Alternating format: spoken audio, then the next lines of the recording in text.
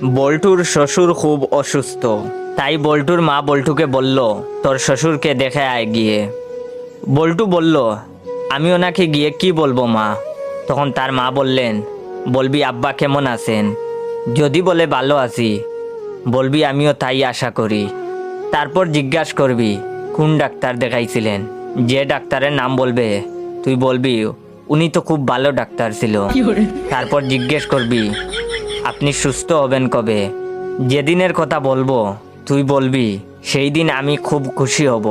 তারপর বল্টু গেল শ্বশুর বাড়িতে, গিয়ে বল্টু বলল, আব্বা কেমন আছেন? বল্টুর শ্বশুর বললেন, আছি তো মরার মতো।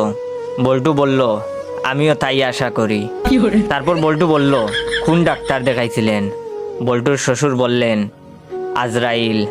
তখন বল্টু বলল, উনি তো খুব ভালো ডাক্তার, আব্বা আপনি কবে সুস্থ হবেন? বল্টুর শ্বশুর বললেন, দেহ থেকে যেদিন প্রাণটা বেরিয়ে যাবে সেই দিন। এখন বল্টু যা বলল তা শুনে তো বল্টুর শ্বশুর বেহুশ। বল্টু তার শ্বশুরকে বলল, আব্বা সেই দিন আমি খুব খুশি হব।